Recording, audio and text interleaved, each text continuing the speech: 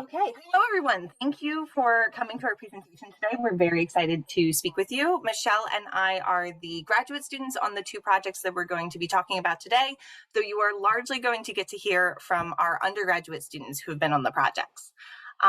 We would like to start just by acknowledging that our hosts today, the University of Hawaii at Manoa, exists on the traditional territory of indigenous Hawaiians, and also that we represent Stony Brook University, and Stony Brook University exists on the traditional territory of the Setauket or Setulket tribe. And with that, we'd like to turn it over to our undergraduates. So before we get into depth about our projects, we wanted to give kind of an overview of what our projects were inspired by. We aren't the first people to do a collaborative project, and if we look over here at the linguist focus model, Leonard and Hayes in the 2010s did research on collaborative projects and found that most of the time, the researchers' views and expertise are larger than that of communities' views and expertise, which is why they started to push for the empowerment model, which you can see below, where the community needs and expertise are actually equal to that of the researchers' needs and expertise. And so in recent years, this has become more prevalent within fieldwork classes, which will train to do language documentation alongside the community they work with. And this collaboration model is what we wanted our projects to be an example of, and what we keep in mind when working on our projects to ensure that sort of mutual respect and balance between us and the community we work with. Hello, everyone. I'm Thomas, and I'm going to continue on with the introduction here. So considering the models that were presented on the previous slide, they traditionally are applied to faculty-led projects with graduate student participation. Our guiding question kind of shifts this framework, and we're looking at what does this look like in graduate student-led projects with undergraduate student participation. Now, each project included a needs and expertise assessment of the different parties involved, which are community, graduate students, and undergraduate students. These assessments are ongoing, and the projects have changed in some ways, and each project is also ongoing. And if you would like more information on the projects, there is going to be an appendix at the end of our presentation that we can kind of show some of the further details on some of the projects. Communities that speak these languages, the undergraduates and the graduate students, all have their own unique contributions to these projects, and we intend for the projects to meet the needs of each of these groups as well. Okay, so now I will cover the Lio Teaching Materials Project aspect for the needs assessment.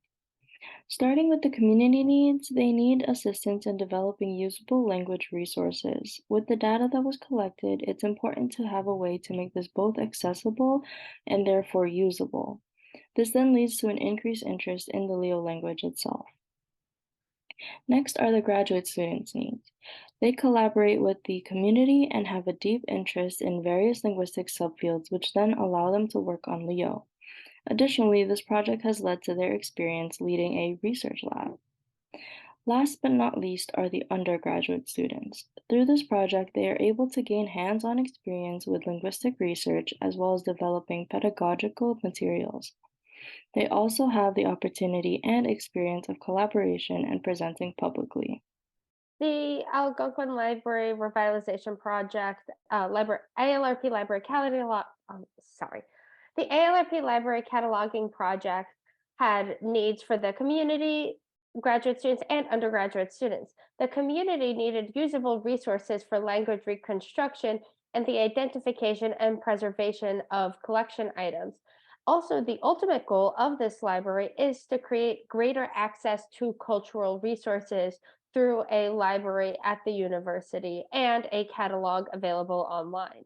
The graduate student, Michelle, needed usable resources for language reconstruction as well as more leadership experience. The undergraduate students needed internship credit, as well as experience cataloging and handling special collections and greater opportunity for collaboration. Next, we examine the different kinds of expertise that the groups involved all have to offer. For the Lio Teaching Materials Project, the community of Lio-speaking people in Wolendopo has personal knowledge of the language and the community context of its use. We'd like to shout out Fatis, a member of the community who's been doing the work on the ground by creating and maintaining the School for Lio Education. Our graduate student, Grace Wivell, already has a background in both teaching and linguistics. She was an English teacher in Indonesia, and that's how she came to be involved in this project. She's currently working towards her PhD in linguistics, As she spent time in Willowdopa with the community and is now involved with the university community at Stony Brook, she uses her connections to both to get the project what it needs. Our undergraduate interns come from many different backgrounds, bringing their unique skills to the project. We have both linguistics track and TESOL track students bringing expertise in both research and pedagogy. We have students with minors or double majors bringing in skills from their other fields. For example, I have a computer science background, so I've been exploring ways to use technology to benefit the project, which I actually have a poster about in this conference. Because the evaluation of needs and expertise is context specific and the project is ongoing, as undergrads come and go, we reevaluate what we're working with. The ALRP Library Cataloging Project also has expertise at all levels of people involved. The community has the greatest cultural expertise and knowledge of Long Island languages. They're also familiar with the collection, which can help the catalogers have more context for the materials involved. The graduate student, Michelle, has a background in linguistics and is self-trained in basic book preservation techniques and has connections to the greater Stony Brook community that can help in the project. Undergraduate students have the least amount of expertise, some having some linguistics and history classes. There are some students who have some library cataloging experience, but most importantly, what undergraduate students bring is enthusiasm, care, and time to go and catalog the items in the library. So just another overview, our first project that we'll be going over is the Lio Teaching Materials Project, and the second one is the Algonquin Language Revitalization Project, or ALRP, which is a library cataloging project. So to begin, we're going to start with our Lio Teaching Materials Project, and the goal is to create a multilingual teaching materials for an understudied Austronesian language. So some of the background of the Lio project is from our graduate project overviewer, Grace Wivell, and she did a lot of work in the Willowdopa community of Indonesia. And so we're seeking support that was previously done and ongoing by Kids for Christ for St. Paul, which was a language school started by Fransiskus. Just to show, like I said, because this is a part of the community and it's really important for community outreach, in the middle is Flores, and we have some other members of the community as well. And there's some pictures that were taken by Grace while in Indonesia. And so we really want to create something that is teaching, where we give English education as well as teaching Lio. So this project began in the spring 2022 semester, which consisted of multiple undergraduate and graduate students. Once every week, undergraduate and graduate students met up for an hour or two to discuss the implications about the project. Before diving into the project the first month, we dedicated our time to focusing on language documentation, maintenance, and revitalization. For instance, what is ethical and unethical when creating educational materials for the Lio speaking community. How we carried that out was we used a data software called Flex, otherwise known as Fieldworks Language Explorer. This data software was crucial to our project because it gave us all the data in terms of vocabulary, translation, and monologues. Once the students were familiar with the topics in Flex, the students then worked in small groups or teams on topics of their choosing. And although this is a Lio Teaching Materials project, this has expanded beyond just teaching materials due to the variety of talents of the undergraduates involved in this project. And if you look on your right, you can actually see some pictures from previous semesters of these teams. And after a project has been completed, we would then give the materials to the community virtually, as we cannot be there in person to give it to them. Results thus far, a total of 12 lessons were created. Some lessons focus on vocabulary, while others focus on grammatical structures. Vocabulary lessons cover a wide range of topics, from fruits, vegetables, to animals, to daily activities, to kinship terms. So an example of this would be the picture book cover that we have on the bottom leftmost photo. And on top, above that is a picture of a spot the difference activity created by another group. Our grammar focused lessons range from classifiers to forming questions. In addition to the lessons we have other results from the project, including a traditional story adopted. It's about Tale of Bunga and Raha Robama, and an original story about a civet that works in a coffee shop. We also have improved the access to religious readings and prayers, and it's improved by OCR, which stands for Optional Character Recognition. The person that worked on this, Erin, is doing the poster on this in the same over here in ICLDC, so go check that out. And finally, we have the sheet music, which is shown here at the top right corner. And at the bottom here is also a video game that we have that's made on the flashcards that we have in the lessons, and it's made in Python right now, but will be made into a phone app so the community could better access it. As mentioned before, we've done more than just creating teaching materials. We've also done presentations at Stony Brook, as well as some group and individual posters. Outside of Stony Brook, we've done 2 presentations, including this one and LSA, which we did a few weeks ago.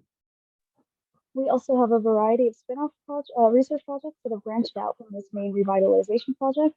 Because Lio is such an understudied language, there simply isn't enough information readily available for us to make our lesson plans. So because of that, some of our undergraduate students have taken on more pedagogical focused research projects.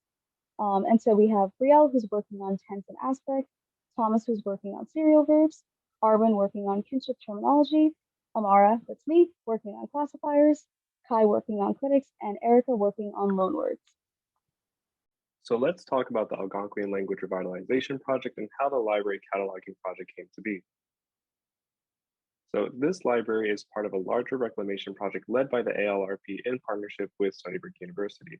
The ALRP themselves includes members of the Unkachug, Shinnecock, and Montaukett nations, among others, who are represented by these seals from the top to the bottom on the right side of the screen. From the ALRP themselves and libraries around the island, we were able to source a big portion of our books to begin our library, and Stony Brook is currently where we're able to store them. Some of the main aspects of the library are inventorying, cataloging, and treating the ALRP's library of materials on indigenous languages, histories, and cultures. The collection already houses hundreds of books that span over multiple centuries in various conditions. With the project, the library is able to support the reconstruction and reclamation of Algonquian languages native to Long Island and preserve items of cultural and historical importance. Hello, so I'm going to tell you a little bit more about our project. In fall of 2021, we began with training interns on how to handle various materials in the collection, as well as how to use our cataloging website, which you'll hear a bit more about later. And we also learned how to identify different kinds of damage in our collection. And then after that, once we had those tools, we began cataloging. So if you look in the top right corner of the screen, you can see an example of red rot that we encountered in the collection. It's not harmful to the books, but we needed to learn how to properly handle books with red rot. Underneath that, you can see an example of data entry into our cataloging website. And then on the bottom, you can see some of the older books in our collection in various conditions that we had to be extra careful with while handling. So the following semester, in spring of 2022, we continued to catalog works in the collection. We added tags to make it an easier collection to search online.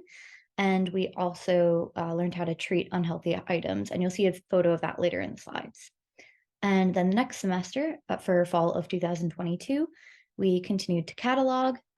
We began treating new additions to the collection, and we also completed refurbishment of the space, and you'll see some photos of that later on in the slides as well.